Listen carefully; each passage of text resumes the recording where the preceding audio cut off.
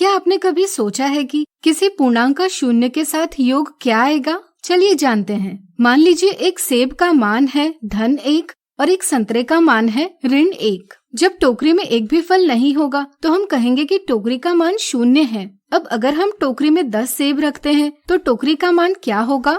सोचिए सोचिए। सही सोचा। पहले टोकरी का मान 0 था, लेकिन 10 सेब रखे जाने पर टोकरी का मान अब -10 हो गया है। ऐसा इसलिए हुआ क्योंकि 0 के साथ 10 जोड़े जाने पर परिणाम 10 ही आता है।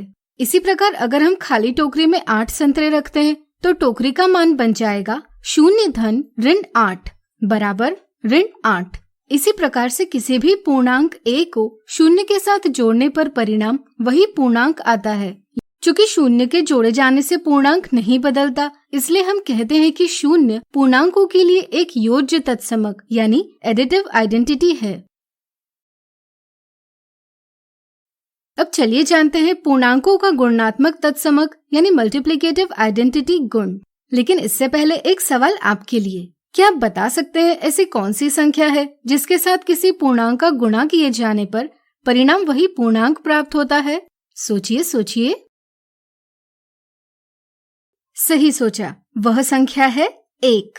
आइए इसे समझें। मान लीजिए हमने कुछ लाल और कुछ नीले बटन लिए। लाल बटन का मान हमने +1 माना और नीले बटन का मान -1 माना। अगर हम 10 लाल बटन लेते हैं और इन्हें एक पंक्ति में व्यवस्थित करते हैं तो इनका मान 1 गुना 10 से प्राप्त किया जा सकता है, जो होगा -10।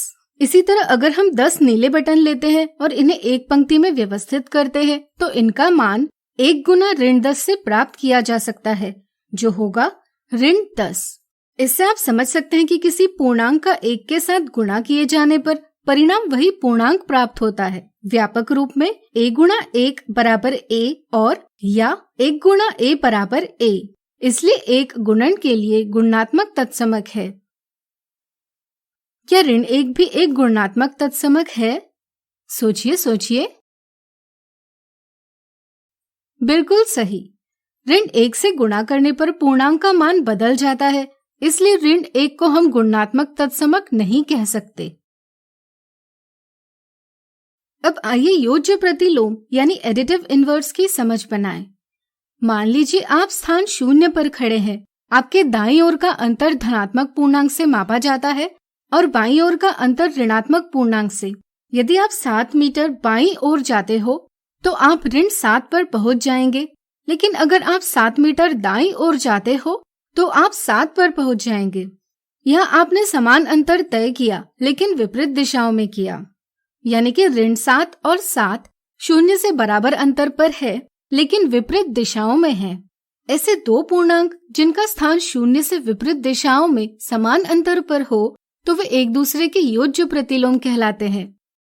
इसी प्रकार हम कह सकते हैं कि 3 0 के दाईं ओर है, जबकि -3 0 के बाईं ओर, लेकिन दोनों का अंतर 0 से 3 कदमों पर है, इसलिए 3 और -3 एक दूसरे के योज्य प्रतिलोम है। जरा सोचिए, ऐसी संख्याओं के योग का परिणाम क्या होगा? सोचिए सोचिए।